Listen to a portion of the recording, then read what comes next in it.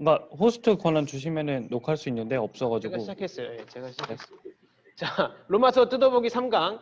조금 진행했지만 지금부터라도 녹화를 해서 이제 녹화해서 제 유튜브 채널에 올릴 거거든요. 여러분들 혹시 못 나오시는 분들을 위해서 좀 미리 나중에 볼 수 있도록 올려드릴 거라 지금부터 제대로 시작은 지금부터니까요. 시작해 보겠습니다. 자, 마음 열기 첫 번째 질문입니다. 첫 번째 질문 뭐냐면 만약에 여러분이 100명에게 한 100명 정도 대략적으로 그래서 세상은 무엇이 문제입니까? 문제인 말고요. 문제입니까? 라고 물어본다면 어떤 대답을 듣게 될까요? 그러니까 쉽게 얘기해서 지금 사람들한테 뭐 친구나 누구한테 가가지고 직장 동료나 누구한테 가서 야, 이 세상이 뭐가 문제인 것 같니? 뭐가 그렇게 힘들고 치사하고 더럽니? 그렇게 물어보면 뭐라고 대답할 것 같은가가 첫 번째 질문입니다. 하나 한번 얘기해 볼까요? 정찬아, 네. 너가 친구한테 가가지고 야, 넌 이 세상이 뭐가 문제인 것 같아? 그러면 뭐라 그럴 대답할 것 같아, 친구가? 답이 없어요. 그냥 아무거나 얘기해 보세요.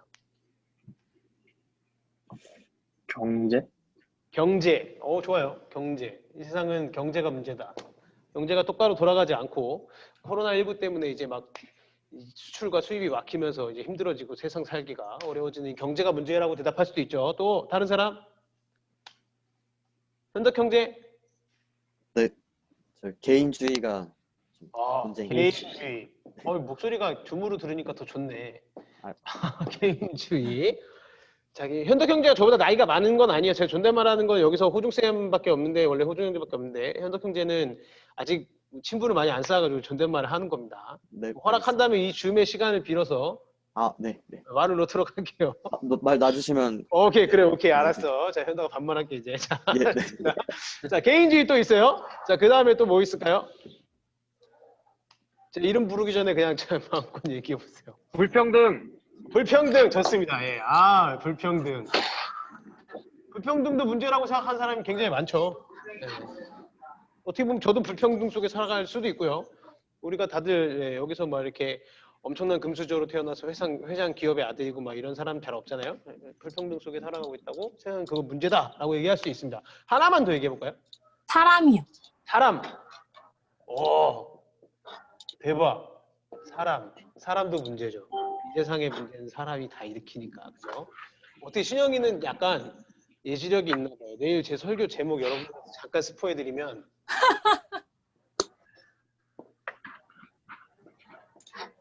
이겁니다. 뭐예요? 보이시나요, 글씨가? 얘 뭐예요?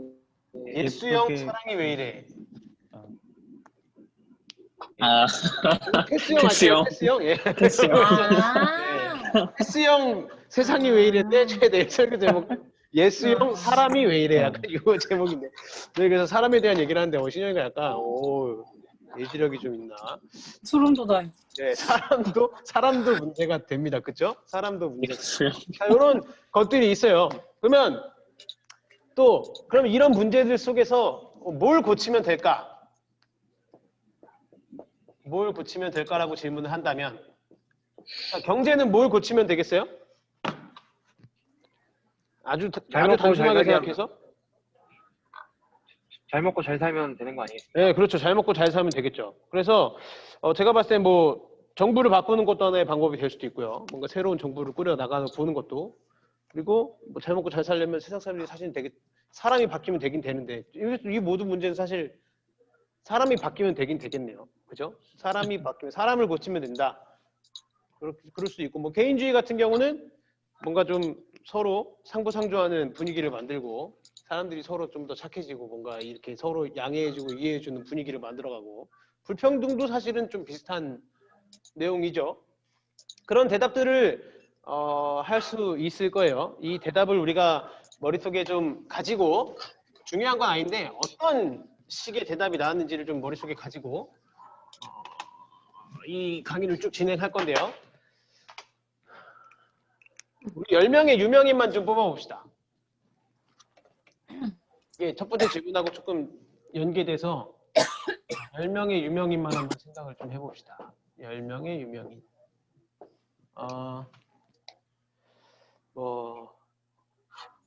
위인 한 2명만 뽑아볼까요? 위인, 자기가 좋아하는 위인 2명만 한번 뽑아봅시다. 세종대왕. 세종대왕 어제 한글날이었으니까. 세종대왕. 또 예수님이요. 예수님 빼고. 이순신. 이순신 좋아요. 저 해군이라 이순신 좋아합니다. 해군에서 이순신 거의 신적인 존재. 그러면 그 다음에 예수님 말고 신앙인. 마틴 루터 킹. 마틴 루터 뭐 좋아요. 마틴 루터. 교황도 한번 써볼게요. 자, 교황. 그리고 악인. 조도순. 히틀러. 조두순 히틀러 좋아요.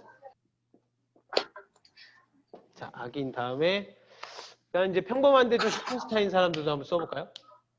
제가 좋아하는 유재석. 그리고 또 누구 있을까요? 김계라. 이형준. 이영준 좋아요. 왜 안 나오나 했습니다. 예, 왜 안 나오나.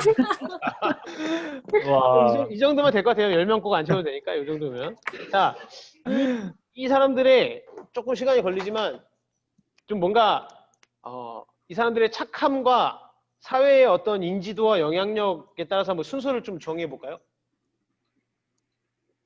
여러분들이 생각하는 교황? 마틴 루터가 아닐까요? 히틀러? 아무튼 뭐 어떤 사회의 파급력과 영향력이 제일 좋은 사람. 세종대왕. 세종대왕. 우리 한국 사람이니까 세종대왕. 세종대왕. 그리고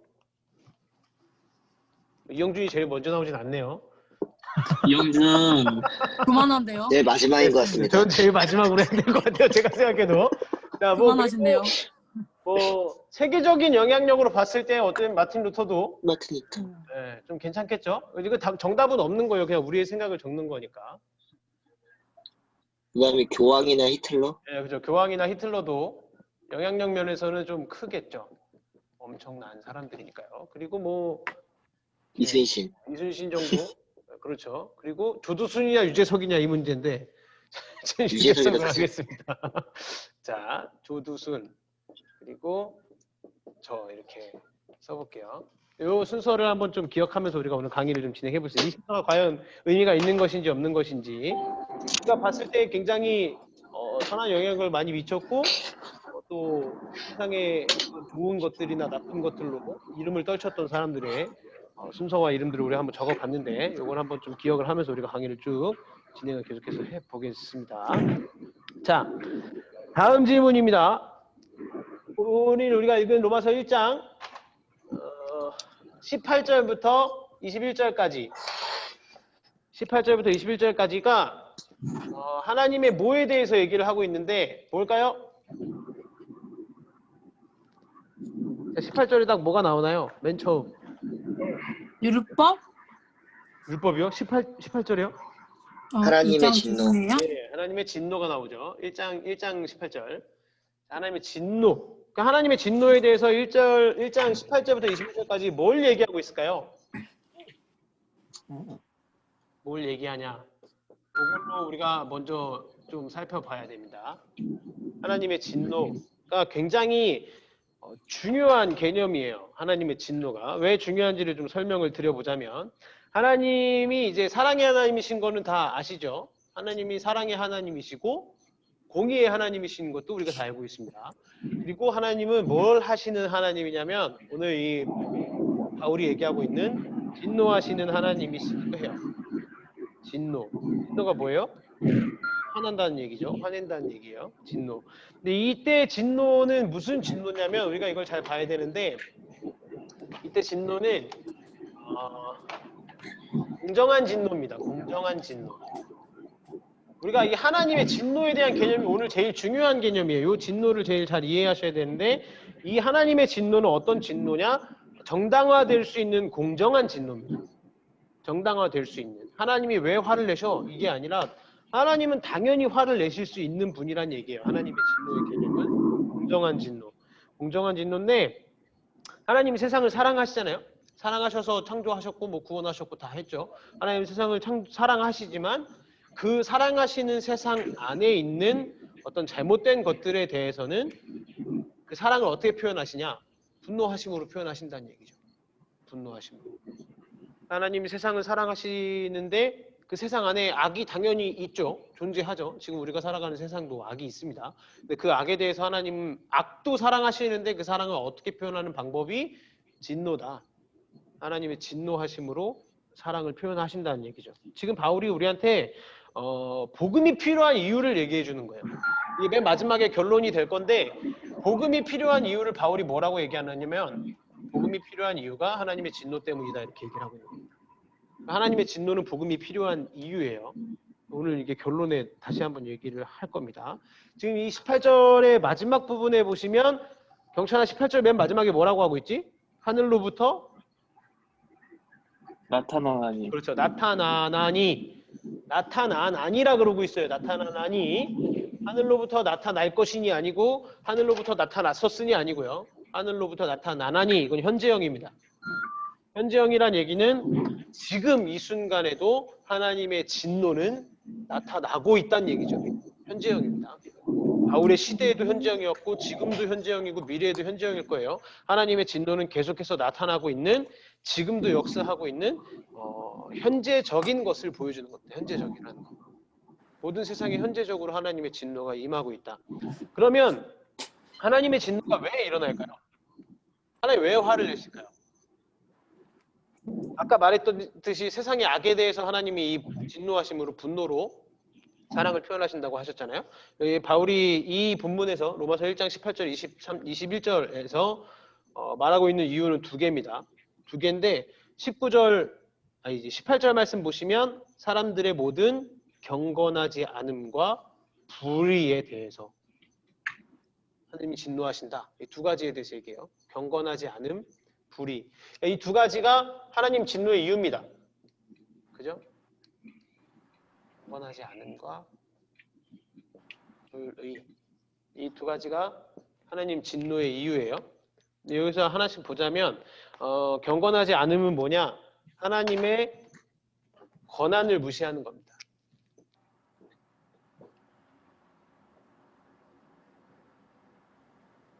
하나님의 권한을 무시하는 행동이에요. 그러니까 이 경건하지 않음은. 그래서 요거는 이제 하나님과의 수직적 관계를 얘기하는 거고요. 그러니까 우리가 이렇게 있으면 여기 하나님이 있고 여기 나가 있는 거죠. 나. 하나님과의 수직적 관계를 얘기하는 겁니다. 하나님의 권한을 무시하는 경건하지 않음. 그리고 불의는 뭘 나타내냐? 불의는 어떤 사랑이나 어떤 정의나 이런 것에 대해 인간의 권리를 무시하는 행동이에요. 인간의 권리를 무시하는 행동입니다. 이게 불의예요. 불의.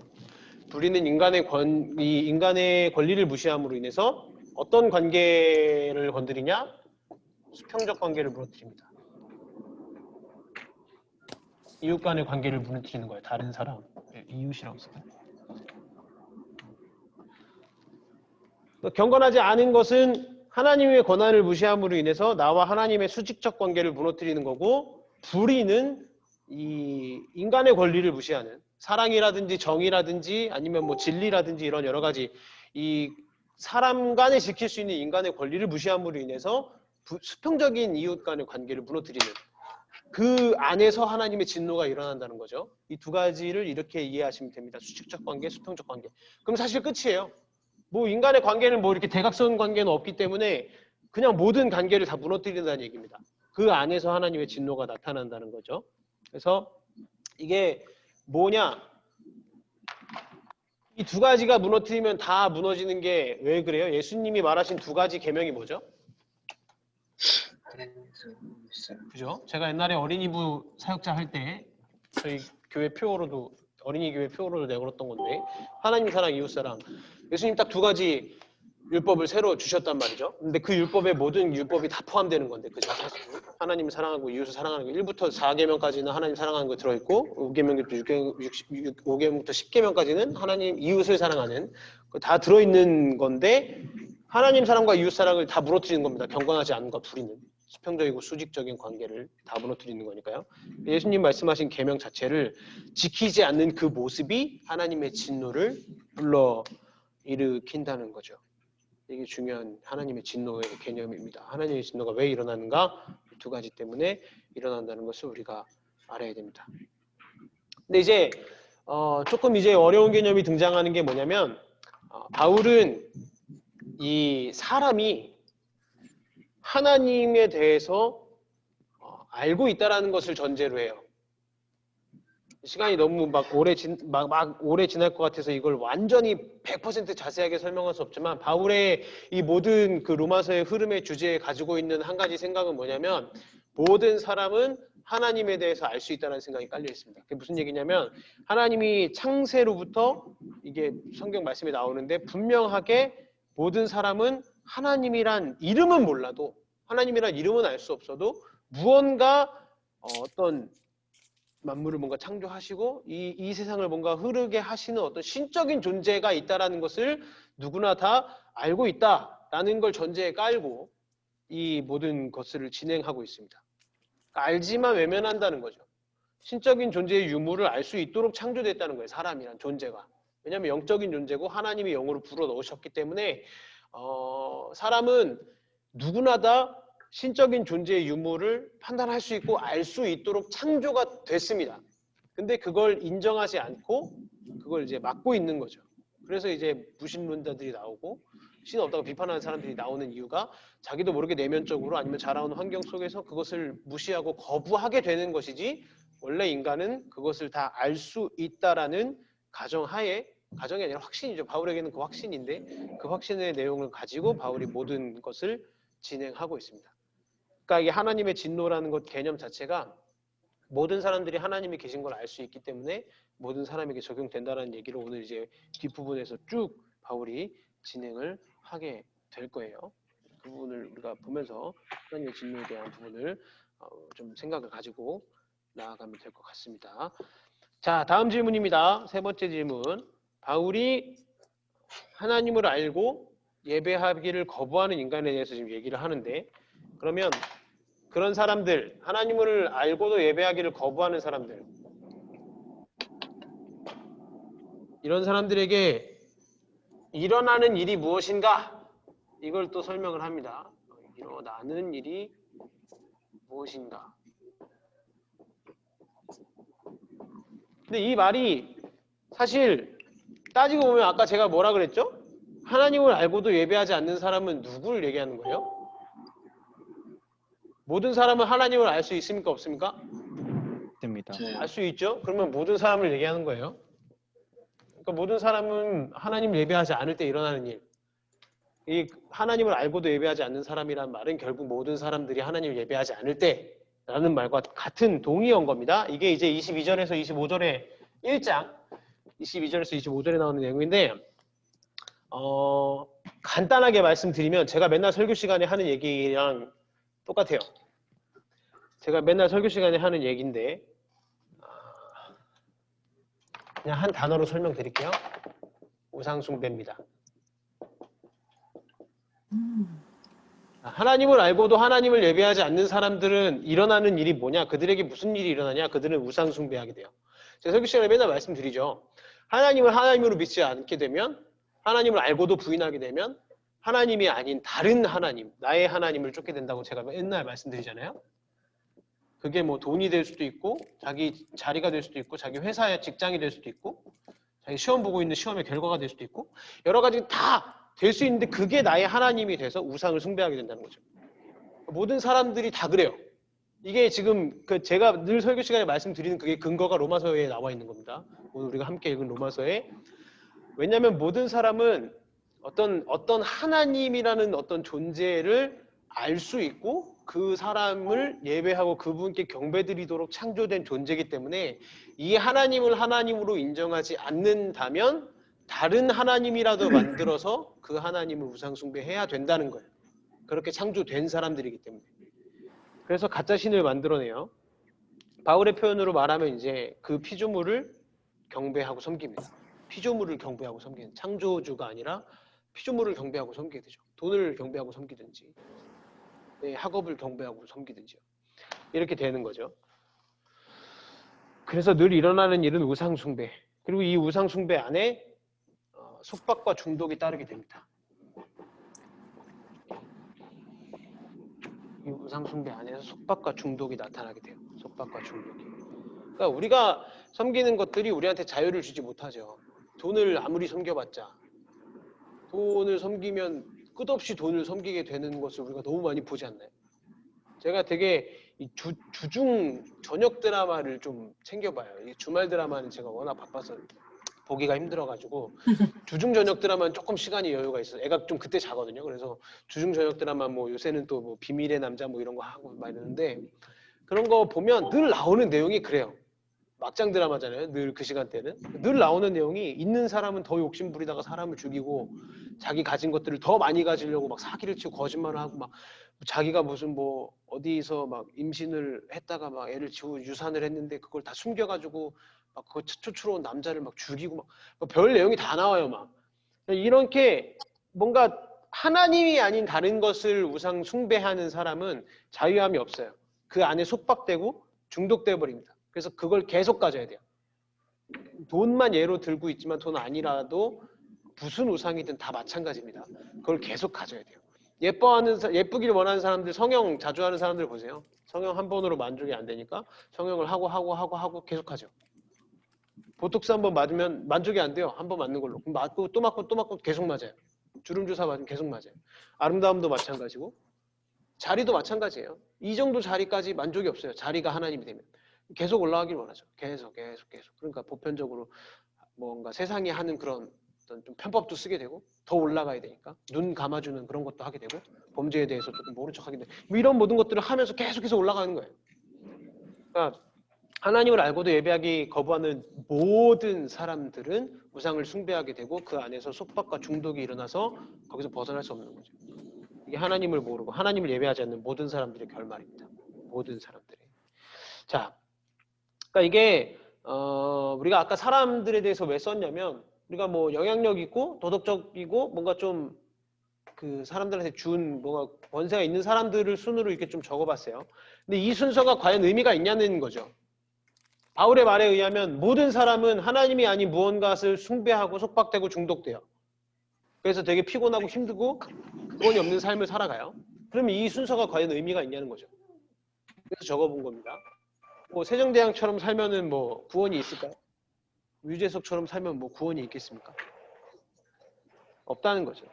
우리가 인간적인 눈으로 봤을 때 절대적인 도덕성이라는 건 있을 수 없어요. 이게 오늘 좀 흐름에서 계속 나올 얘기인데 절대적인 도덕성은 인간적인 눈에서 봤을 때는 있을 수가 없습니다. 왜냐? 한 300년 전쯤에는 미국하고 유럽에 뭐가 되게 성행했는지 아세요? 300년 전쯤에? 그것 때문에 전쟁도 일어나고 미국에서 엄청난 저기를 했잖아요. 노예예요, 노예. 노예 제도가 미국과 유럽에 엄청 성행했습니다. 이때 당시에 사람들의 눈에는 노예 제도가 잘못된 게 아니었어요. 틀린 게 아니었어요. 당연한 거였습니다. 내가 흑인을 노예로 삼고 흑인을 노예로 데리고 있는 거 당연한 일이었어요. 그러니까 이 인간의 눈에 의해서는 절대적인 도덕성이라는 게 있을 수 없는 거예요. 300년 전에 노예가 당연했지만 지금 노예 누가 데리고 있으면 말이 됩니까? 다른 나라들로부터 공격받고 당연히 난리가 나겠죠. 그러니까 이게 하나님이 안 계시다면, 하나님이 없다면 이 도덕적인 어떤 절대성을 부여할 수 있는 곳 자체가 없다는 거예요. 하나님이 아니면 우리는 이 절대성을 찾을 수 있는 곳이 없기 때문에 계속해서 갈급함을 채우기 위해서 다른 것을 계속해서 찾아 헤매게 된다는 거죠. 더 좋은 걸 찾고, 더 많은 것을 찾고, 더 나은 것을 구하고 이렇게 살아가게 된다는 겁니다. 그게 이제 바울이 지금 로마서 1장 후반부에서 그런 얘기들을 지금 쭉 하고 있는 거예요. 자, 다음 질문. 뭐 질문 있거나 이해 안 되시는 부분은 중간중간 저기 하셔도 됩니다. 질문하셔도 돼요. 제가 지난주에 해보니까 좀 빨리 진행을 해야 될 것 같아서 말을 좀 빠르게 하고 있어요. 이해가 안 되시진 않죠? 로마서 이게 좀 앞부분이 전체적으로 그렇긴 한데 앞부분도 좀 어려운 내용이 많아가지고 잘 설명을 하려고 하고 있는데 잘 모르겠습니다. 또 계속 좀 진행해 볼게요. 자, 다음 질문, 네 번째 질문. 하나님을 알고 싶어 하지 않을 때 늘 일어나는 일은 우상 숭배인데 그러면 그 결과는 무엇인가? 하나님을 알고 싶어 하지 않는 결과. 알고 싶어 하지 않는 일의 결과는 무엇인가? 이 네 번째 질문입니다. 결과가 있어요.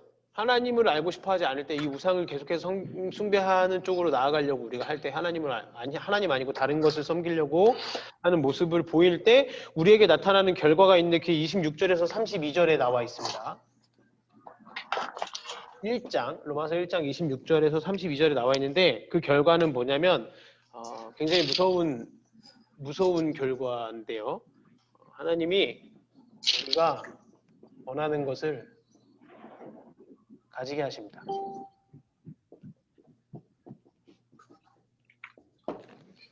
우리가 원하는 것을 가지게 하세요. 허락하시는 거죠. 우리가 원하는 것을. 내가 다른 돈을 섬기고 있다. 그럼 그 돈을 그냥 가지게 허락하신다는 얘기죠. 이게 무슨 얘기냐? 이게 좀 조금 애매한 내용이긴 한데, 좀 어려운 내용이긴 한데, 하나님의 명령대로 살지 않겠다라고 했을 때, 하나님을 따르지 않고 나는 우상을 숭배하겠다라고 했을 때 하나님이 그냥 놔두시지 않는다는 얘기를 하는 거예요. 여기 본문에 보면 24절에 하나님께서 그들을 마음의 정욕대로 더러움에 내버려 뒀다라고 나오죠. 이 정욕은 헬라어로 이제 에피투미아라는 단어인데 과도한 욕망이라는 뜻. 과도한 욕망. 하나님이 이들을 뭔가 막 야, 니 안 돼, 그러면 안 돼, 돌아와 이게 아니라 니들이 하나님 그래 나 안 섬길 거야, 그럼 니들 그냥 그렇게 가. 그래서 그냥 냅두시고 과도한 욕망 안에 그냥 이렇게 그것을 허락해 버리신다는 거죠. 그러니까 그 안에는 뭐 경제적인 무질서가 있을 수도 있고 사회적인 어떤 살인이나 분쟁이나 시기나 악독이나 뭐 이런 게 있을 수도 있고 가족의 와해가 될 수도 있고요. 관계적인 와해가 될 수도 있고 이 모든 것들 안에 하나님이 그냥 이렇게 풀어놓으신다는 겁니다. 약간 되게 무서운 개념이죠. 계속해서 하나님을 알고 싶지 않아 하는 사람이 있다면 하나님이 그냥 이렇게 풀어놓으신다는 걸 얘기하고 있는 거예요. 바울이 지금. 그래서 우리에게 있어서 우리 마음의 가장 큰 문제가 뭐냐? 하나님이 그냥 이걸 놔두시기 때문에 이 개념에서 봤을 때 우리 마음의 가장 큰 문제가 뭐냐? 가장 큰 문제는 나쁜 마음이 아닙니다. 이거 좀 잘 이해하셔야 되는데 나쁜 마음이 가장 큰 문제가 아니에요. 너 왜 죄 졌어? 제 안에 있는 나쁜 마음이 가장 큰 문제가 아니고요. 이게 더 큰 문제입니다. 좋은 것을 과도하게. 좋은 거를 과도하게 욕망하고 과도하게 욕망해서 창조된 것들을 어떤 숭배와 섬김의 대상으로 만드는 것. 이게 더 큰 문제라는 거죠. 그러니까 결국은 우상 숭배를 얘기하는 건데 내가 누군가를 죽이고 싶다는 마음 이런 것보다 더 큰 문제는 뭐냐? 좋아 보이는 거 있잖아요. 계속 돈 얘기하게 되는데 이게 제일 쉬운 예니까 돈 많아 보이는 거, 돈 많은 거, 잘 나가는 거, 뭐 쭉쭉빵빵한 거, 막 이런 좋은 것들을 과도하게 욕망하는 게 우리 마음에 훨씬 더 문제라는 거예요. 그래서 그것을 신으로 만드는 것이 가장 큰 문제라고 얘기를 하는 겁니다. 바울이. 나쁜 마음보다. 죄를 짓는 마음보다 더 나쁜 것은 이거예요. 좋은 것을 과도하게 욕망하는 것. 정욕. 이게 더 문제라는 겁니다. 그러니까 하나님이 인간에게 주시는 최악의 벌이 뭐냐? 막 직접적으로 막 구약에 나오는 것처럼 막 심판하시고 누군가 막 죽이고 막 벌을 내리고 막 이것보다 하나님이 인간에게 주시는 더 큰 최악의 벌은 뭐냐? 이 자기의 우상 숭배적인 욕망을 이루게 내버려 두시는 게 허락하시는 게 제일 큰 욕망이라는 겁니다. 왜냐면 그 안에 빠지면 아까 뭐라 그랬죠? 속박되고 중독된다 그랬죠. 빠져나올 수가 없는 거예요. 그러니까 하나님이 제일 큰 형벌을 내리실 땐 그렇게 형벌을 내리신다는 거를 오늘 본문에서 얘기하고 있는 겁니다. 바울이. 이 문제에 대해서 우리가 계속해서 좀 인지를 하고 있어야겠죠. 내 안에 있는 어떤 좋은 것이 무엇인가? 내가 과도하게 욕망하고 있는 좋은 것, 내가 매달리고 있는 우상은 무엇인가? 이걸 항상 그래서 설교 때 제가 되게 자주 다루는 겁니다. 이걸 항상 우리가 기억하고 생각해야 되기 때문에 그러지 않으면 하나님이 그것을 우리에게 허락해 버리실지도 모른다는 거예요. 근데 그 허락은 정말 위험한, 가장 하나님이 주실 수 있는 가장 큰 형벌이라는 것을 우리가 기억을 해야 됩니다. 그래서 이 본문에 보면 제일 진짜 중요한, 요새 되게 많이 다뤄지는 문제가 나오죠. 차별금지법에 따라서 교회가 굉장히 예민하게 보고 있는 뭐죠? 교회 뭘까? 동성애. 아, 그렇죠. 예, 동성애입니다. 좋아요. 동성애 문제입니다. 되게 주의해서 봐야 되는데, 동성애가 이제 본문 26절, 27절에서 얘기를 하잖아요. 뭐 여자는 뭐 본래적 그거를 버리고, 뭐 남자는 또 뭐 저기를 영리로 바꾸고, 순리를 쓸 것을 영리로 바꾸고, 남자들도 순리대로 여자 쓰기를 버리고, 서로 향해서 뭐 음욕이 부릴 듯 부른다, 뭐 이런 얘기를 하잖아요. 그래서 26절, 27절이 동성애를 우상숭배에서 나오는 성적인 속박으로 보는 거예요. 지금 저희가 계속 우상숭배 설명드렸죠? 우상숭배에서 나오는 이것도 속박으로 보는 겁니다. 성적 속박. 거기에 속박돼서 헤어나오지 못한다는 얘기죠. 하나님보다 더 좋은 것을 뭘로 보는 거예요? 상대방, 이성이 아닌 상대방 동성으로 보는 거예요. 그거에 대해서 우상숭배를 한다는 거죠. 동성애도. 그래서 이 본문이 성경에서 등장하는 동성애에 대한 가장 긴 본문입니다. 제일 길어요. 뭐 너희는 동성을 취하지 말라, 뭐 이런 구약의 짧은 본문은 있지만 이게 제일 긴 본문입니다. 동성애에 관련된. 그리고 본문이 말하고자 하는 바는 동성애가 자연의 순리에 역행한다는 거예요. 자연의 순리에 역행하는 행위라는 거. 이걸 얘기하는 겁니다. 이걸 얘기하고 싶은 거예요. 그러니까 하나님이 우리에게 주신 자연의 섭리, 하나님의 창조 질서에 역행하는 게 동성애다. 얘기하는 겁니다. 그렇게 말하고 있어요. 분명하게 사도 바울이. 그리고 동성애는 창조자보다 피조물을 더 예배하는 데서 오는 우상숭배 행위라고 얘기를 하는 거죠. 그래서 동성애뿐만이 아니라, 이게 사실 동성애를 되게 잘 접근해야 되는 게, 이 동성애를 반대하시는 분들 중에 보면, 반대해야죠. 저 반대합니다. 동성애는 반대해요. 동성애자들은 품어야 되지만 동성애는 반대하는데, 이 분들 중에 보면 동성애만 가지고 그렇게 막 물고 늘어지시는 분들이 있어요. 동성애만 죄입니까? 동성애만 죄인가요? 본인이 하고 있는 수많은 죄악들은 어떡할 건데요? 지금 동성애를 그렇게 반대하시면서 만약에 어떤 분이 동성애자들을 비판하고 동성애자들에게 마음의 대못을 받고 있다면 그것도 그분의 죄죠. 그러니까 이게 동성애만이 죄가 아니라 우리 인생에 일어나고 있는, 이 세상에 일어나고 있는 모든 문제들은 사실은 우상숭배예요. 다 일종의. 다른 것, 하나님이 아닌 다른 것을 더 섬기고 다른 것을 더 원하고 있기 때문에 발생하는 문제들입니다. 이 세상에, 이 땅에 있는 모든 문제는 다 그래요. 모든 문제는 다 우상숭배의 문제입니다. 하나님보다 다른 것을 더 섬기는 거예요. 그러니까 동성애를 행하는 것은 죄죠, 당연히. 동성애를 행하는 것도 죄인데 동성애만 죄가 아니고 동성애가 다른 죄보다 심각한 죄도 아닙니다. 이 사실을 분명히 해야 돼요. 동성애가 다른 죄보다 더 심각하고 더 뛰어난 죄는 아니에요. 그래서 하나님이 뭐, 야, 넌 동성애, 거짓말하면 그냥 뭐 10배 벌 받을 건데 동성애하면 100배, 1000배 벌, 이런 얘기 안 하셨어요. 그냥 하나님 앞에서는 다 죄입니다. 똑같이. 죄의 경중을 따질 수 없는 거예요. 죄라는 것은 당연히 하나님에 대한 진리를 억누르는 거고, 우리가 하나님을 더 볼 수 없도록 우리를 막는 것이고, 하나님의 자리에 다른 것을 두고 예배하게 하는 거죠.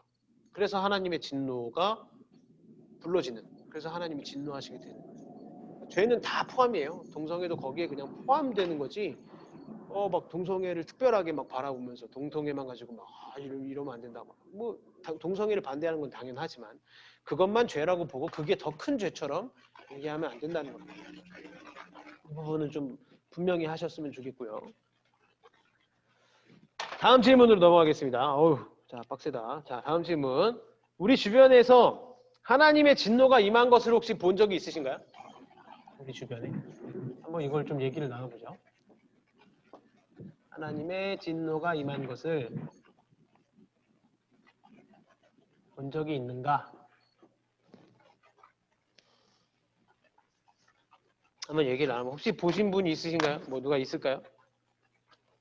그러니까 진노하심이라는 게 뭐냐면, 우리가 예배하고 우리가 우상 숭배하고 우리가 원하는 것들에 대해서 우리를 내버려 두고 그것을 허락하신다. 이게 이제 하나님의 진노의 표현의 방식이에요. 하나님이 진노하실 때 어떻게 진노하시냐? 이렇게 우리를 그 안에 그냥 내버려 두시는, 이게 가장 큰 죄악이라고, 그 가장 큰 벌이라고 말씀드렸죠.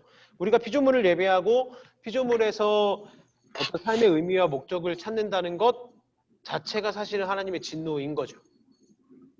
그러니까 우리가 하나님의 진노가 임한 것을 본 적이 있냐라고 생각해보면, 물어보면, 답을 하자면 내 삶에 그런 것이 있는가?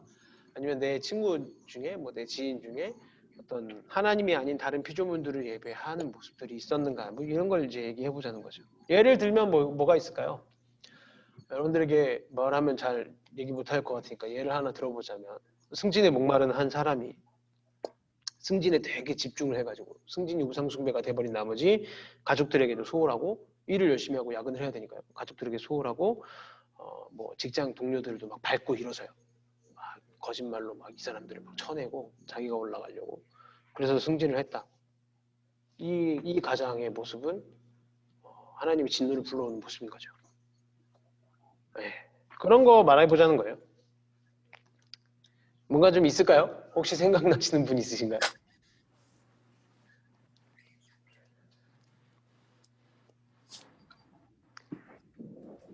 자, 그러면 다른 질문으로 좀 더 쉽게. 자, 우리 죄로 인해서, 우리의 이 모습을, 우상숭배의 모습으로 인해서 이 세상에는 영적이거나 심리적이거나 사회적이거나 물리적인 파괴가 다 일어날 수 있습니다. 영적, 심리적, 사회적, 물리적 파괴가 다 일어날 수 있어요. 우리 죄 때문에. 그러면 내 삶에, 자기 삶 생각해 보는 거예요. 내 삶에 성취감과 만족감을 줄 것이라고 생각하면서, 내가 이것으로 만족할 수 있다라고 생각하면서 내 신으로, 내 우상으로 삼으려고 유혹을 가장 많이 받는 것. 두 가지만 그냥 본인 노트에 한번 적어보세요. 제가 물어보진 않겠습니다. 서로 창피하니까요.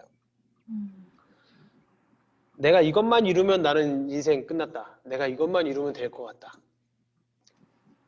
이렇게 유혹을 많이 받는 것. 그걸 이제 신으로 섬기지 않는지는 뭐 아니었을 수도 있어요. 아직까지는 그걸 신으로 안 섬고 하나님을 잘 믿고 있을 수 있는데, 항상 내 삶에서 유혹받는 것 있을 수 있죠. 두 가지만 뒤에 한번 적어보시죠.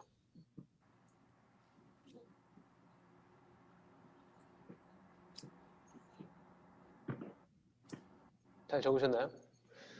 저는 늘 그런 유혹이 있습니다. 되게 여러분들이 어떻게 생각할지 모르겠지만 저는 제 설교를 되게 많은 사람이 봤으면 좋겠어요. 저는 그 유혹이 있습니다. 제 설교를 되게 많은 사람, 그래서 조회수가 막 저희 교단에서 조회수 제일 많이 나오는 교회가 이제 신촌성결교회거든요. 신촌성결교회는 청년 예배 조회수가 한 2,000, 3,000 정도 됩니다. 3,000회 정도 돼요. 조회수가. 근데 이제 되게 교만한 생각이 많이 듭니다. 거기 목사님들 설교하시는 거 보면 그렇게 별반 다르지 않거든요. 뭐 이렇게 막 이러지 않아요. 되게 인간적인 생각으로 봤을 땐 그래요. 인간적인 생각으로 봤을 땐. 그래서 저는 그 유혹하고 매주 싸우는 중입니다. 매주 싸워요. 너무 힘들어요.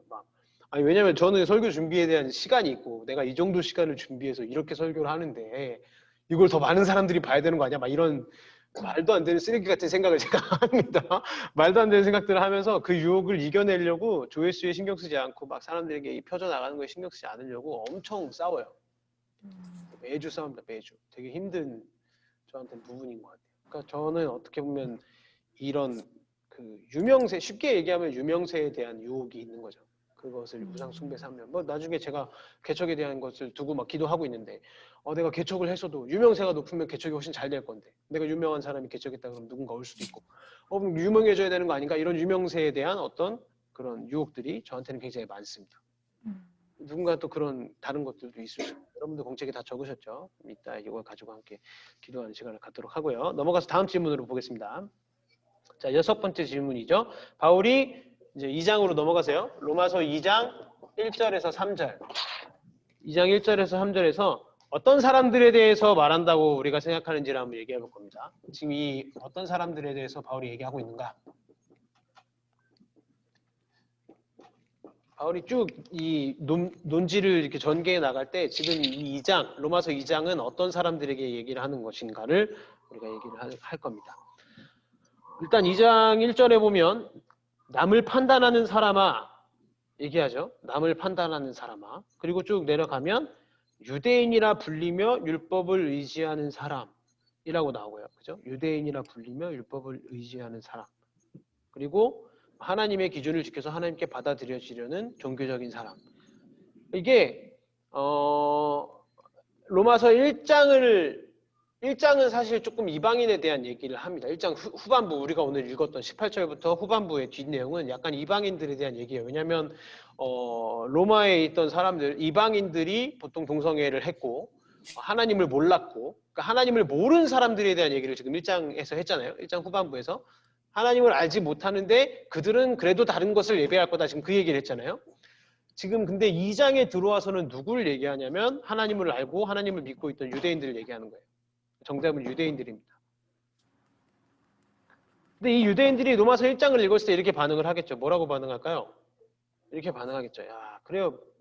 바울 맞습니다. 불경건한 사람들, 경건하지 않은 사람들, 하나님과의 수직적 관계를 망치는 그 경건하지 않은 사람들은 하나님의 진노를 당연히 받겠죠. 그들에게 하나님의 진노가 임합니다. 근데 우리는 아니에요. 라고 생각하는 겁니다. 왜 우리는 아니에요? 우린 하나님 말씀대로 사니까. 유대인들이 제일 잘 지켰던 게 뭐예요? 율법이에요, 율법.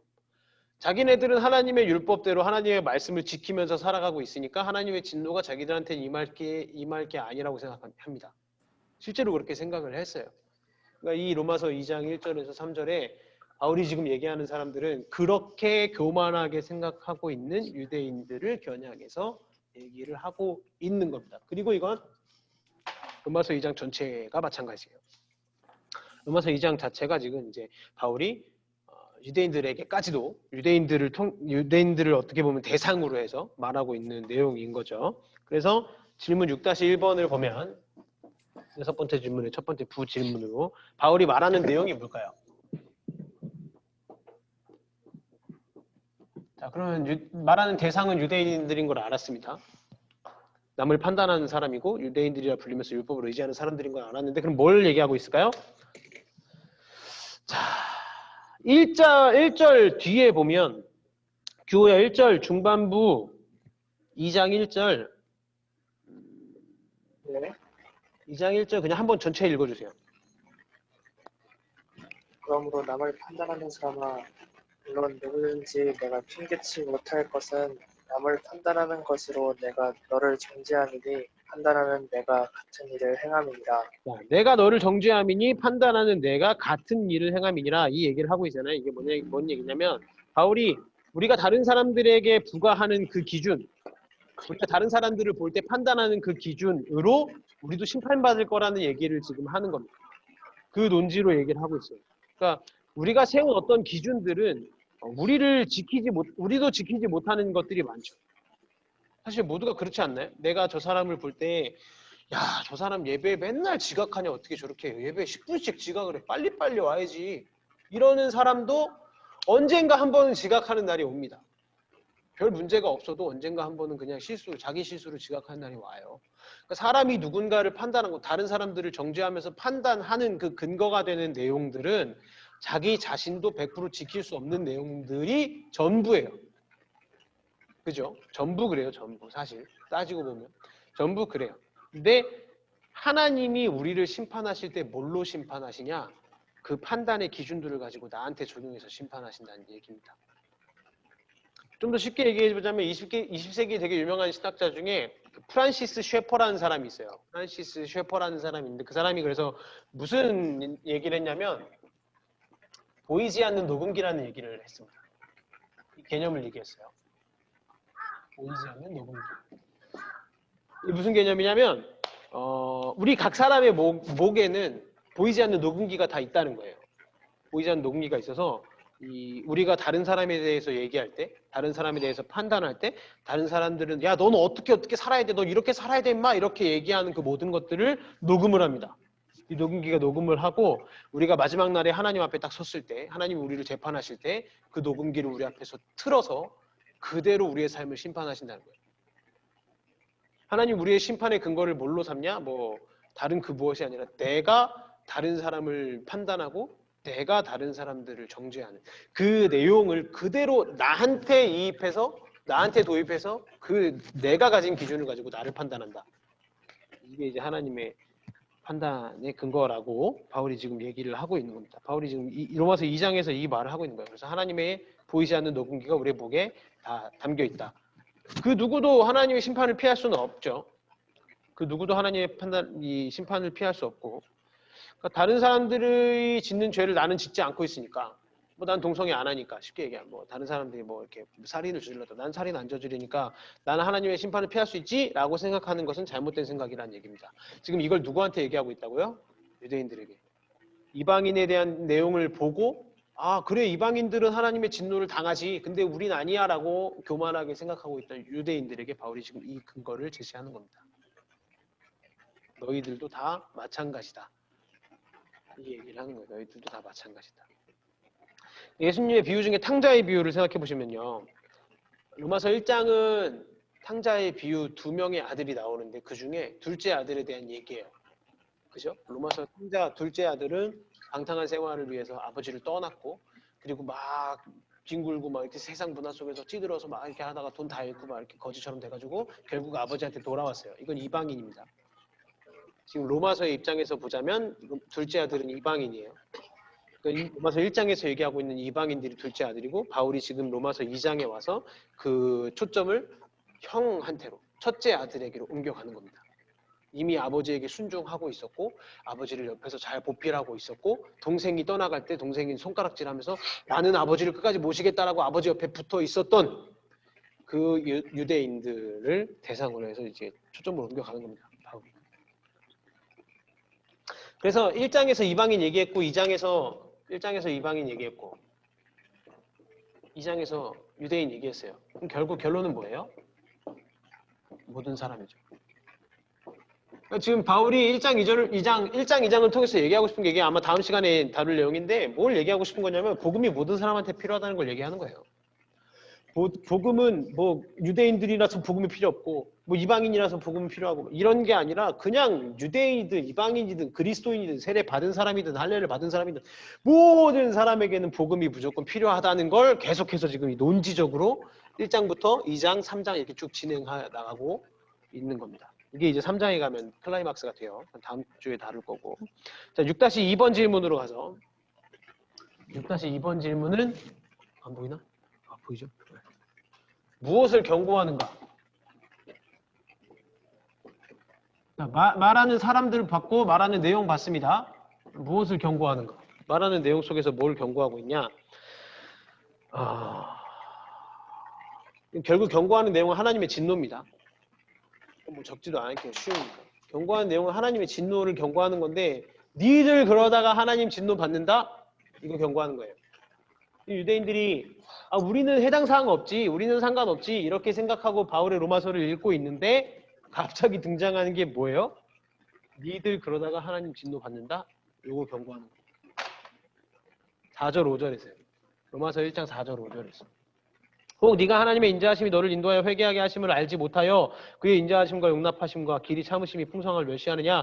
다만 내 고집과 회개하지 아니한 마음을 따라 진노의 날이 곧 하나님의 의로우신 심판이 나타나는 그날에 이 말 진노를 내게 쌓는도다 그랬어요. 쌓는도다. 그러니까 너 그런 식으로 하나님이 널 회개하게 하시는 마음을 거부하고 네 스스로 네가 괜찮다라고 네 스스로 네가 도덕적으로 깨끗하다고 네 스스로 네가 말씀을 잘 지킨다라고 생각하면 너에게 하나님의 진노가 임한다. 요겁니다.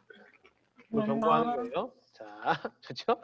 자, 그래서 바울이 지금 여기서 뭘 얘기하냐면 성경의 어느 부분을 가져와서 이게 뭐라 그러죠? 갑자기 단어가 생각이 안 나네. 가져와서 적용하는 걸 뭐라 그러죠? 인용하고 있어요. 그렇죠. 인용하고 왜 갑자기 인용 단어가 생각이 안 났을까? 바울이 지금 이 로마서 2장 초반부에서 구약 성경에서 내용을 가져와 가지고 그것을 인용하고 있어요. 인용하는데 어디를 가져왔냐면 2장 6절에서 하나님께서 각 사람에게 그 행한 대로 부응하신다. 이 부분이 지금 구약의 어느 내용을 인용하는 거냐면 시편 62편을 인용하는 겁니다. 시편 62편이요. 이 시편 62편이 다윗이 쓴 시거든요. 다윗이 쓴 시인데 뭐 나의 영혼이 잠잠히 하나님만 바라며 이 찬양도 아시죠? 나의 구원이 그에게서 나오는도다. 뭐 오직 그만이 나의 반석이시고 뭐 요 내용이거든요. 이게 지금 이 로마서 시편 62편에 두 부류가 등장하는데 바울이 왜 여기서 시편을 인용하고 있냐? 이 시편 62편에서 행위로 구원받는다는 말의 의미에 대해서 찾을 수 있기 때문이에요. 이제 유대인들 하면 우리가 빼놓을 수 없는 게 이 바울이 지금 지적하고 있는 게 행위 구원에 대한 내용입니다. 그러니까 유대인들은 자기네들이 하나님의 진노를 피해갈 수 있다고 생각한 이유가 뭐였어요? 자기네들은 율법을 잘 지키니까. 그죠? 지키니까. 행위를 하니까 자기네들은 하나님의 진노를 피해간다라고 유대인들이 생각을 했단 말이에요. 그러니까 유대인들에게는 행위 구원을 빼놓을 수 없습니다. 근데 바울이 지금 시편 62편을 근거로 해서 뭘 얘기하는 거냐면 행위 구원에 대해서 얘기를 하는 건데 이 시편 62편에 두 부류의 사람이 나와요.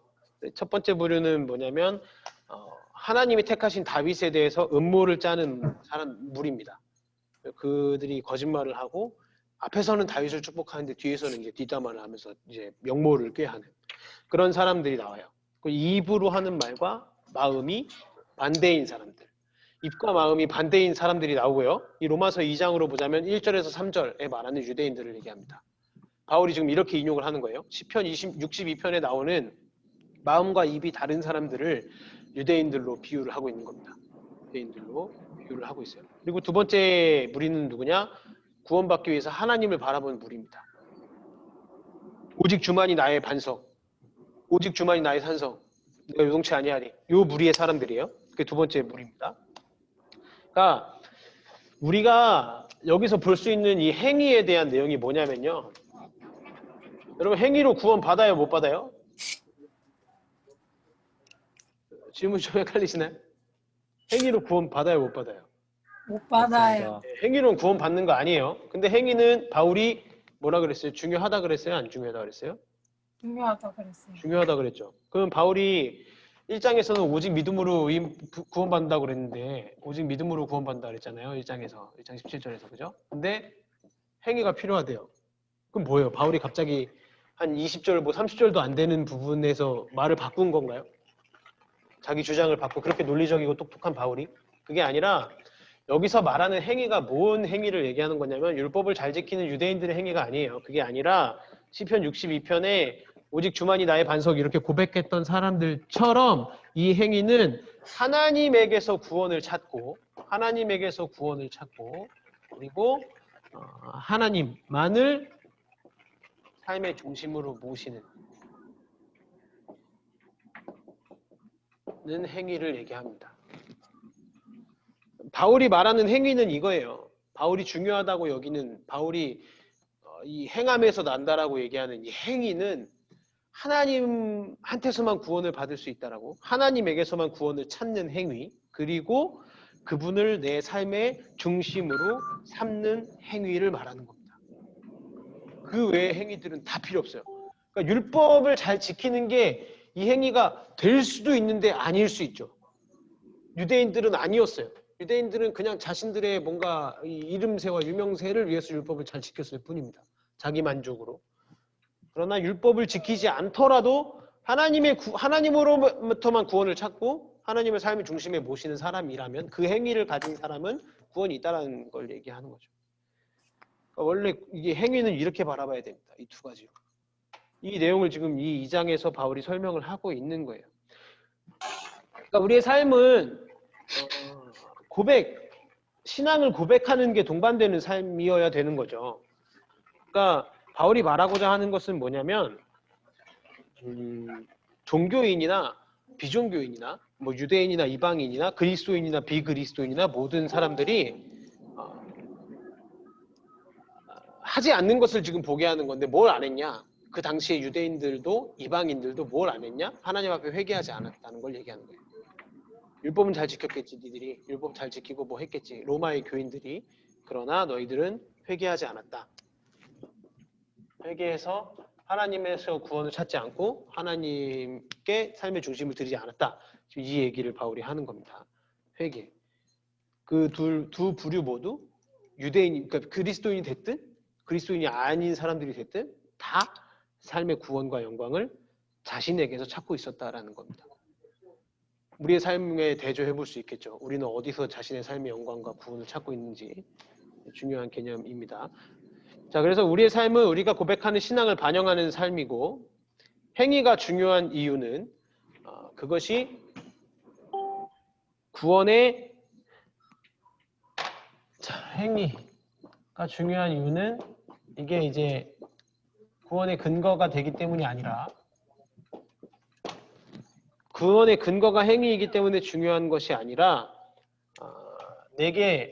내가 구원받은 믿음이 있다라는 증거가 되기 때문에 중요한 겁니다. 이것만 하고 넘어갈게요. 그러니까 이 단어를 잘 보세요. 근거, 증거. 행위는 구원의 근거라서 중요한 게 아니에요. 구원의 근거는 뭐예요? 구원을 받으려면 행위가 있어야 된다 이거죠. 이래서 중요한 게 아닙니다. 구원을 받으려면 행위가 있어야 되는 게 아니에요. 근데 행위가 왜 나타나냐? 우리가 구원을 받았다는 믿음이 있다는 증거가 행위입니다. 구원을 받은 믿음이 있는 사람이라면 마땅히 그렇게 행위를 해야 된다는 얘기를 하는 거죠. 그래서 우리의 행위가 믿음에 의해서 변화되고 믿음을 나타내지 않고 있다면, 내 삶의 행동들이 믿음을 나타내고 있지 않다면, 믿음의 증거가 되고 있지 않다면 내 믿음이 진짜인지를 솔직하게 돌아보고 자문해 봐야 된다는 거예요. 지금 우리의 삶에. 되게 중요한 개념입니다. 구원받은 믿음의 증거가 행위예요. 이 행위가 나타나고 있지 않다면 이 믿음이 진짜인지 가짜인지가 순서가 이렇게 돼야 되는 겁니다.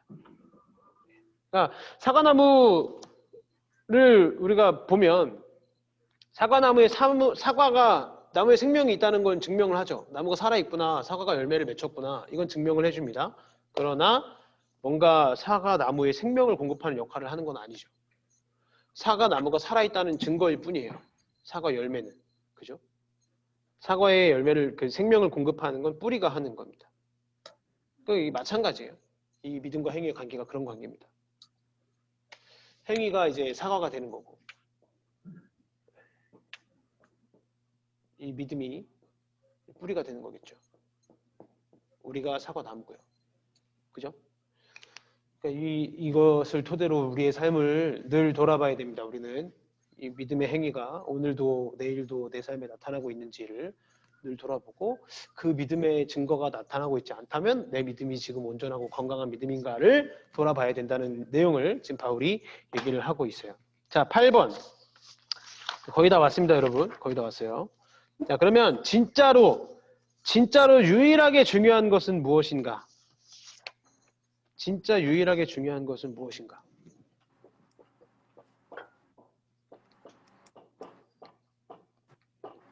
그러면 행위도 아니고 뭣도 아니고 진짜 유일하게 중요한 건 뭐냐? 바울이 이 얘기를 하는 건데, 아까 초반부에 말씀드렸던 것처럼 모든 사람은 하나님의 존재에 대한 것을 의지적이 아니더라도 알기 때문에 모든 사람은 사실 율법적인 부분들을 알고 있습니다. 도둑질하지 말라. 도둑질이 나쁜 일이라는 걸 뭐 모르는 사람 있나요? 다 알아요. 이건 이방인도 다 똑같습니다. 이방인도 도둑질이 잘못된 일이라는 건 알아요. 도덕적인 삶에 의해서. 그러니까 도덕적인 생각은 다 있어요. 이방인이든 그리스도인이든 뭐 유대인이든 종교인이든 아니든 도덕적인 부분은 모든 사람이 다 알고 이해하고 있습니다. 이게 하나님의 율법이 선천적으로 사람들 안에 다 내재되어 있다는 얘기예요. 하나님이 그렇게 창조를 하셨기 때문에. 그러니까 사람들이 나는 율법을 들어본 적이 없어요. 저는 성경 말씀을 들어본 적이 없어요. 그런 핑계를 댈 수 없다는 얘기죠. 들어보지 않았어도 안다는 얘기를 지금 바울이 하고 있는 거예요. 근데 핵심이 뭐냐면 오늘 바울이 얘기하고 있는 핵심이 이게 이제 2장 사실은 28절에서 29절에 나오는 내용인데 2장. 근데 이제 바울이 말하는 핵심은 사람들은 설교대로 행동하지 않는다는 걸 얘기하는 거예요. 들은 사람이든 듣지 않은 사람은 그대로 당연히 행동하지 않을 거고, 이 율법을 들은 사람도 설교대로 행동하지 않는다는 걸 지금 말하는 겁니다. 종교적인 사람들이 설교대로 행하지 않는다.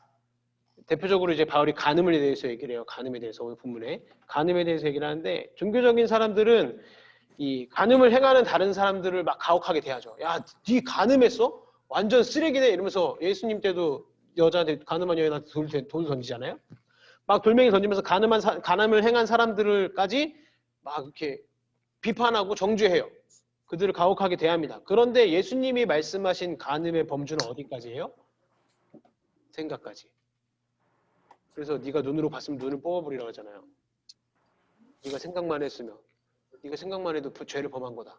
그러니까 지금 이 예수님이 말씀하신 간음의 범주는 생각까지 다 포함하는 거예요.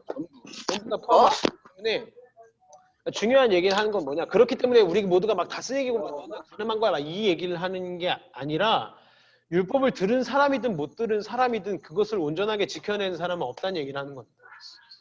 율법을 온전하게 다 지켜낼 수 있는 사람은 없어요. 근데 유대인은 그걸 가지고 우리는 잘 지키고 있다는 거예요. 왜냐하면 겉으로 보는 행동을 지켰기 때문에. 그 잘못 생각하고 있다는 거예요. 우리도 혹시라도 이런 부분이 막 있는지 몰라요. 교회 예배 나갔기 때문에 아 이번 주는 좀 믿음 잘 지켰네. 이거 다 틀린 겁니다. 뭐 교회 예배 잘 나간 게 뭐. 예배 당연히 잘 드려야 되는 거예요. 그러니까 뭔가 겉으로 우리의 드러나는 인간적인 행위를 통해서 내가 뭔가 내 믿음을 잘 지켰구나. 내가 구원을 받을 수 있구나. 이렇게 느끼는 그 모든 것들은 다 잘못된 것이라는 거예요. 그건 중요한 게 아닙니다. 그러면서 바울이 뭔 얘기를 하냐면 할례 얘기를 하죠. 본문에. 할례가 뭐죠? 쉽게 얘기하면 이제 약간 우리 단어로 포경출 같은 겁니다. 그죠? 표피를 잘라내는 거예요. 성기의 표피를 잘라내는 행동인데 할례의 뜻이 뭔지를 아시나요? 할례 의미에 대해서 생각해 보셨나요? 할례의 의미가 뭘까요? 그거 한 번쯤 배우셨을 것 같은데. 할례를 왜 했죠? 할례. 자, 제가 그냥 설명드리겠습니다. 자, 왜 할례해야 되는지 한번 생각해보지 않으셨어요? 자, 아브라함한테 하나님이 이제 야 그래 우리 이제 인격적이고 친밀한 관계로 지내자. 그러면서 표시를 주신 게 이제 할례예요. 왜 하필 할례였을까요? 뭔가 물건을 주실 수도 있잖아요. 아니면 되게 원피스 X자 이렇게 동료 멋있게 그런 것처럼 하나님과 나와 동료가 이렇게 X자 그래도 주시던지 굳이 왜 할례를 했어야 될까요? 이 할례라는 것은 어떤 의미를 담고 있냐면 이 고대 시대에는 계약을 맺을 때 서명을 안 했어요. 지금은 계약서가 반드시 있어야 되죠. 계약서가 반드시 있어야 돼서 계약을 하고 계약을 맺어야 됩니다. 근데 지금은 그 고대 시대에는 그 서명이 없었어요. 서명을 하지 않았고 어떤 걸로 이제 그 계약을 보증했냐면 이 계약을 지키지 않았을 경우에 내가 받게 될 저주에 대해서 얘기를 합니다. 그러니까 예를 들어서 내가 이렇게 계약을 맺어요. 저랑 재준이가 계약을 맺는데 제가 모래를 한 움큼 딱 줘가지고 제 머리에 모래를 막 뿌려요. 야, 그러면서 재준이한테 뭐라 그랬냐면 야, 재준아 내가 이 계약을 잘 지키지 않으면 나는 이 머리에 뿌려지는 모래처럼 먼지가 돼서 사라질 거야. 이렇게 계약을 맺는 거예요. 둘이. 이런 식으로 옛날엔 계약을 맺었어요. 그러니까 지금 할례의 표피를 자르는 행동도 마찬가지입니다. 하나님과의 언약을 내가 지키지 않는다면 이렇게 내가 절단되고 내가 끊어진다라는 어떤 단절의 의미를 나타내는 거예요. 그리고 이 사람의 몸 중에 가장 중요한 성기 부분에 어떤 그 표피를 잘라내는 가장 중요한 것의 단절을 나타내는 계약의 행동이었던 겁니다. 할례가. 그런 의미를 담고 있어요. 그러니까 나와 관계를 맺고 싶다면 하나님이 얘기하시는 거죠. 아브라함한테. 너가 할례를 할 건데 너가 나하고 관계를 맺고 싶다면 네가 언약을 깨트릴 경우에 이렇게 완전하게 너의 소중한 것에서 완전하게 단절될 거라는 것을 알아야 된다. 이거를 네가 할례를 받아야 된다. 이 표시로. 이 언약이 깨지면 너는 다른 사람들로부터도 떨어질 거고 생명으로부터도 단절될 거고 하나님이 나로부터도 완전하게 단절될 거고 너는 완전히 정말로 네 표피처럼 떨어져 나가게 될 거다. 이게 할례의 의미예요.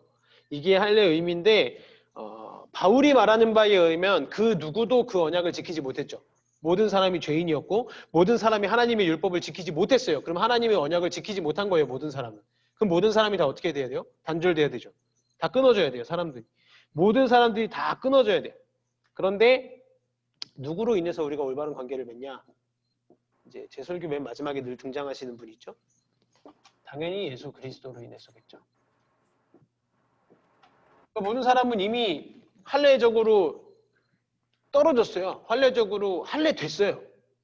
그 죄악 속에서. 근데 유대인은 지금 뭐라고 얘기하는 거예요? 자기네들은 할례도 받고 뭐 율법도 지키기 때문에 자기네들은 괜찮다라고 얘기하는 거예요. 그러니까 이게 이들이 말하는 할례는 이미 변질됐습니다. 그 겉으로의 행동의 할례는 받겠죠. 이들은 진짜 받았어요. 옛날에 유대인들은 할례를 받았는데 그 할례의 행동 자체가 그냥 이미 자신들의 영광을 위한 게 돼버렸어요. 자신들의 자격을 입증하고 야 우리가 이렇게 하나님의 선택받은 백성이다 이놈들아 이런 걸로 그냥 전락해버린 거예요. 할례가. 원래 의미를 완전히 잃어버리고. 그래서 이 할례는 다 무슬모가 돼버렸고 우리는 이미 모든 사람이 유대인이든 이방인이든 로마인이든 다 헬라인이든 모든 사람들이 이미 하나님 앞에 분리가 됐습니다. 단절됐어요. 그래서 바울이 얘기하는 복음, 예수 그리스도가 필요하다는 걸 얘기하는 겁니다. 십자가. 골로새서에 보면 골로새 교인들한테 바울이 뭐라고 얘기하냐면 그리스도인들에게 손으로 하지 않은 할례, 이방인 그리스도인들에게 바울이 골로새서에 보면 손으로 행하지 않은 할례, 마음의 할례에 대해서 얘기를 해요. 마음의 할례가 누구의 할례냐? 그리스도의 할례라고 얘기합니다.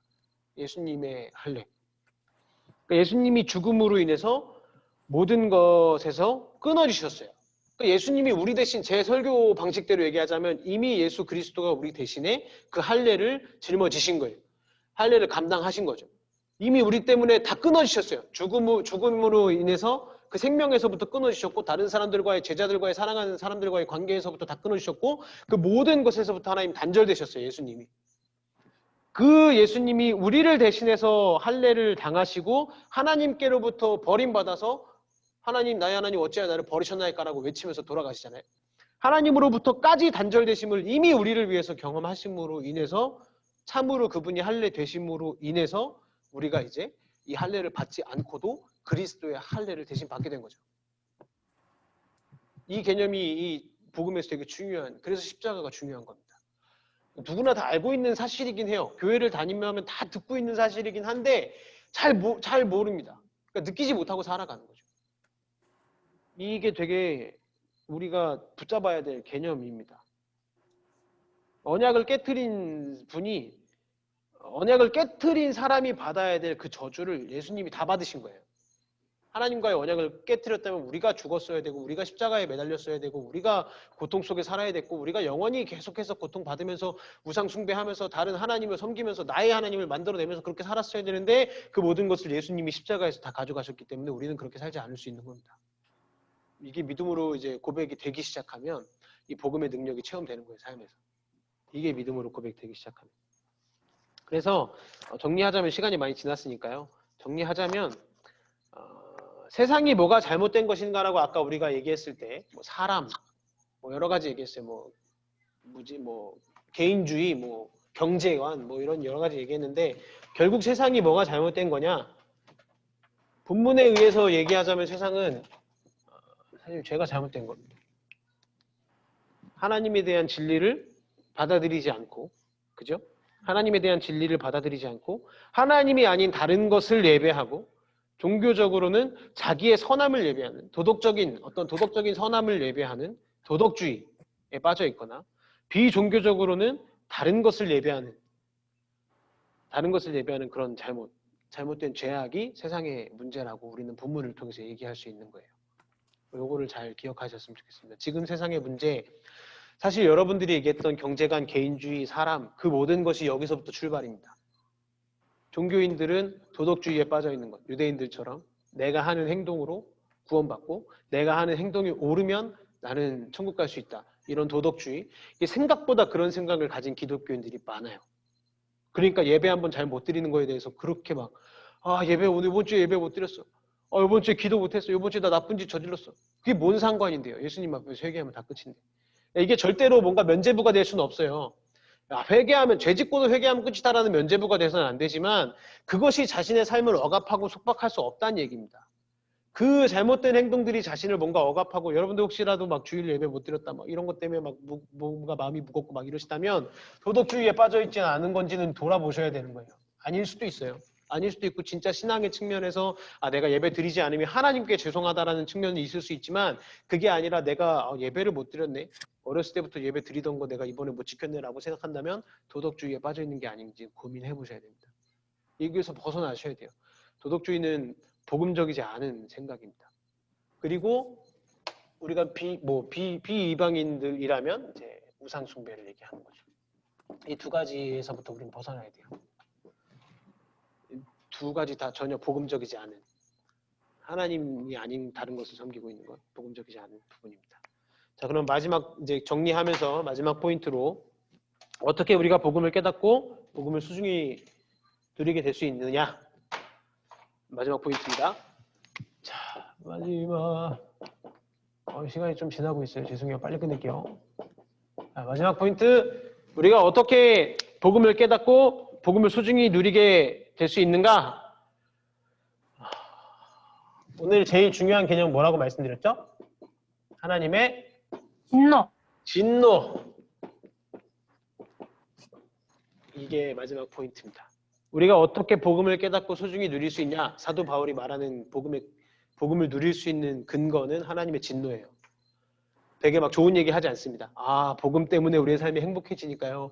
복음이 있으면 우리의 삶이 기뻐지니까요. 이렇게 얘기하지 않아요. 사도 바울은. 하나님의 진노가 있기 때문에. 복음을 지키는 이유, 우리에게 복음이 필요한 이유는 복음이 없는 삶에는 하나님의 진노가 있기 때문이에요. 그래서 복음이 필요하다고 바울이 분명하게 얘기하고 있습니다. 복음을 느끼지 못하는 삶, 복음이 없는 삶, 복음을 믿지 않는 삶에는 하나님의 진노가 임하고 그 진노의 끝에는 영원한 죽음이 있어요. 그래서 바울은 그 죽음의 길에서 벗어나고 이 하나님의 진노로부터 벗어날 수 있는 유일한 길이 복음이기 때문에 우리가 복음을 누릴 수 있고 우리가 복음을 소중히 여기고 누릴 수 있고 복음을 깨달을 수 있는 것은 하나님의 진노를 먼저 이해하는 데서부터 오는 겁니다. 하나님의 진노를 먼저 이해하고 이 진노가 마땅하다는 것을 이해하고 받아들이지 못하면 복음이 우리에게 어떤 능력이 될 수 없는 거예요. 그러니까 내 안에 지금 복음의 능력이 사라졌다? 우리가 처음 복음의 능력을 경험했을 때 한번 생각해 보세요. 처음 내가 복음의 은혜를 누리고 막 눈물 콧물 질질 짜면서 막 기도하고 회개기도하고 막 학생 때 막 은혜 받아가지고 막 성령 충만해서 막 누가 시키지 않아도 막 미쳐 날뛰면서 막 찬양하고 막 이랬을 때는 이 복음에 대해서 하나님의 진노가 막 확실히 느껴져요.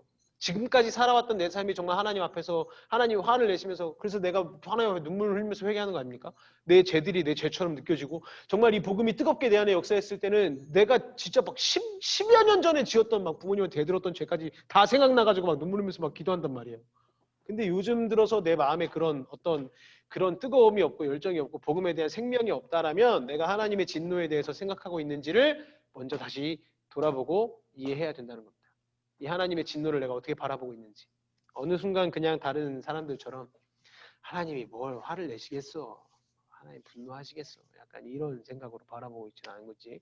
그리고 하나님의 진노를 잘못 보고 있는 건 아닌지. 하나님의 진노는 뭐라 그랬어요? 제일 큰 하나님의 진노는 내가 원하는 우상인을 내가 섬기고 싶은 우상 그대로 그냥 나를 허락하시고 냅두는 게 제일 큰 진노라고 말씀드렸어요.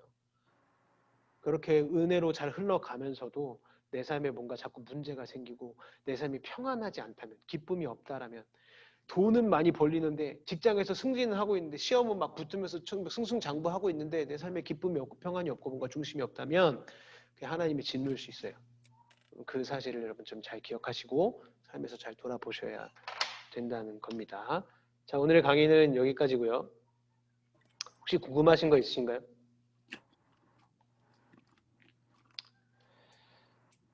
좀 더 빨리 끝냈어야 되는데 이게 또 말하다 보면 맨날 이렇게 다음 주에는 좀 더 타이트하게 준비해 보겠습니다. 너무 길거나 하진 않으세요? 좀 길죠? 괜찮은 것 같아요. 괜찮아요? 저희가 그러니까 시작 지점이 1시가 딱 아니고 이제 들어오고 뭐 하다 보면 1시 10분 되고 뭐 기도하고 이러면 한 15분부터 시작하는 거라. 근데 한 2시 반까지는 생각하고 들어와 주시면 좋을 것 같아요, 늘. 2시 반. 그래서 최대한 제가 2시 반 전에는 좀 끝내보도록 할 테니까요. 이게 또 로마서가 굉장히 중요한 책이라 막 그렇게 막 급하게 또 막 할 수는 없어서 많은 내용들을 청년들에게 또 전해주고 싶어서 그런 거니까요. 이해해 주시고. 그러면 질문 뭐 있으신 분들은 나중에 또 저한테 개인적으로 해주시고 제가 그렇게 하도록 하겠고 숙제 검사를 오늘 안 했지만 숙제를 다 하셨으리라 믿고 다음 주에는 로마서 4장을 써오셔서 같이 숙제를 좀 나눠보는 시간을 갖도록 하겠습니다. 다음 주에 로마서 4장 써와 주시고 오늘 이 시간 같이 기도하고 제가 마무리 기도하고 마치도록 할 건데요. 이 시간 같이 기도하실 때에 두 가지만 같이 기도하겠습니다. 내 삶에 아까 우리가 생각했지만 하나님 대신 내가 예배하고 있는 것은 무엇인지 하나님 앞에 깨달을 수 있도록 우리 깨달음의 영을 달라고 좀 기도했으면 좋겠습니다. 하나님 대신에 내가 바라보고 있고 하나님 대신에 내가 좀 생각하고 있는 것들, 하나님 대신에 내가 소원하고 있는 것들, 하나님이 아닌 다른 것을 예배하고 있는 그 우상들 무엇이 있는지 깨달을 수 있는 마음 달라고 기도했으면 좋겠고, 두 번째로 그리고 그 발견하는 것들을 가지고 돌아오는 한 주간도 그것을 가지고 씨름할 수 있도록 삶에서 하나님 대신 예배하고 있는 그것을 내가 이겨낼 수 있도록 하나님을 다시금 예배하고 하나님께 돌아올 수 있는 믿음을 그 복음 안에서 누릴 수 있는 삶을 살 수 있도록 씨름하며 나아가게 해달라고 같이 좀 기도했으면 좋겠습니다. 두 가지 기도하고 제가 기도하고 마무리하도록 하겠습니다. 같이 기도하겠습니다. 하나님 이 시간 주님 은혜로운 강의를 하나님 함께 나누게 하시고 주의 복음에 대해서 함께 고민하며 또 생각하며 바라보며 나아갈 수 있도록 인도하시니 감사합니다. 하나님 우리 가운데에 주님의 복음의 능력을 다시금 깨닫게 하시고 하나님 내 안에서 내가 지금 하나님이 아닌 다른 것을 바라보고 있는 것이 있다면 우상을 바라보고 하나님 대신 나의 하나님이 되어서 내 삶의 자리를 꿰차고 바라보고 있는 다른 그 모든 것들이 있다면 깨닫게 하시고 깨닫는 영을 부어주셔서 바라볼 수 있고 인정할 수 있는 마음을 허락하여 주시옵소서. 지금 내 삶 속에 하나님이 아닌 바라보고 있는 것들을 우리가 앞에 내려놓고 분별력을 가지고 다시금 하나님의 복음으로 인하여 주님 복음으로 인하여서 복음이 가득 바라보며 채워져서 하나님 내가 나아갈 수 있는 우리 때문에 청년들이 되게 하시옵소서. 제가 되게 하시옵소서. 전도사 목사님 될 수 있도록 인도하시옵소서. 하나님 그 어떤 것도 복음이 있지 않으면 불완전한 것이기에 온전한 복음을 가지고 우리가 나아갈 수 있는 우리가 되기를 원합니다. 우리 청년부가 더욱더 복음으로 가득 차서 정말 온전한 복음을 가지고 삶의 열매를 맺으며 살아가는 청년들이 되게 해주셔서 하나님 삶에서 지고갈 십자가 무엇인지 깨닫게 하시고 그 가운데 우리가 체력, 지성, 영성 그리고 모든 것들의 주인 되시는 주님을 인정하며 우리가 되기를 원합니다. 하나님 그 복음을 온전히 우리가 누리며 살아갈 수 있는 청년들이 되기를 원합니다. 하나님 우리가 복음을 아는 것도 중요하지만 실천하는 것도 그것을 누리는 것도 중요하기에 하나님 삶에서 삶의 그 풍성 속에서 하나님이 허락하신 그 상황 속에서 복음을 누리며 살아가는 우리 청년들이 되시옵소서. 한 명 한 명도 빠지지 않고 사랑할 수 있는 주님 우리가 주님의 복음을 가지고 나아갑니다. 정말 한손에 십자가를 앞에 나아가실 때 주님이 정말 주장을 하며 나아가는 세상 속에 살아갈 때 안 떨어질까지 그저 걸어갈까 봐 그것을 좀 감당하는 우리가 되기를 원합니다. 도와주시고 나의 목자 같아서 인도하여 주시옵소서. 살아계신 하나님, 오늘도 로마서를 통해서 하나님의 복음을 다시 한번 듣게 하시고 배우게 하시고 깨닫게 하시니 감사합니다. 하나님, 우리에게 주님의 복음이 정말 중요한 이유, 복음을 우리가 느낄 수 있고 또 복음을 경험하며 복음을 붙잡고 살아가야 할 이유, 단순히 복음이 우리에게 기쁨이 되기뿐만이 아니라 하나님의 진노가 피하는 삶이기 때문에 복음이 없이는 하나님의 진노를 누릴 수밖에 없고 복음이 없이는 하나님의 진노 앞에 설 수밖에 없고 복음이 있어야만 하나님의 진노를 피해서 주님과 동행하는 삶을 살아갈 수 있기 때문임을 바울 사도를 통해서 오늘도 깨닫습니다. 하나님, 주의 복음을 온전히 붙잡고 복음이 아닌 하나님이 아닌 다른 우상을 붙잡고 살아가고 있는 나의 삶의 모습이 있다면 주님 깨달을 수 있는 영을 허락해 주시고 우리의 시선을 온전히 주님께로 돌려서 내가 잘못 붙잡고 있는 이 세상의 재물이나 이 세상의 경제나 이 세상의 직장이나 이 세상의 모든 일들, 그것이 나의 하나님이 되어서 살아가고 있지는 않은지 돌아보게 하시고 점검하게 하시고 혹시라도 다른 하나님이 나의 하나님이 되어서 내가 그것을 붙잡고 살아가는 모습이 있다면 그 모든 삶의 모습들을 내려놓고 다시금 주님의 복음 앞으로 돌아와 하나님만을 붙잡고 하나님을 예배하고 하나님을 높여드리며 주님께 영광 돌리는 우리의 삶이 될 수 있도록 하나님께서 인도하시고 우리와 함께해 주시옵소서. 하나님의 진노에 대해서 온전히 이해할 수 있기를 원합니다. 하나님의 진노하심이 우리의 삶 가운데 펼쳐져 있고 또 그것을 우리가 십자가로 이겨낼 수 있음을 온전히 이해해서 주님 십자가에 붙들고 이번 한 주간도 그 안에서 치열하게 살아낼 때에 주님 홀로 영광 받아주시고 주님께서 능력을 더해 주시옵소서. 함께 하실 주님께 감사를 드리며 이 모든 말씀 예수님의 이름으로 또 드립니다. 아멘. 오늘도 고생 많으셨습니다. 다음 주에 숙제 해오시고 다음 주 내일 교회에 오시는 분들은 내일 교회에서 뵙도록 하겠고 또 다른 분들은 다음 주에 뵙도록 하겠습니다. 반가 여러분. 반가 아니라 뭐라고 해야 되나요? 인사. 잘 가세요. 자, 고생하셨습니다, 다들. 수고하셨어요. 수고하셨습니다. 네. 고맙습니다. 네.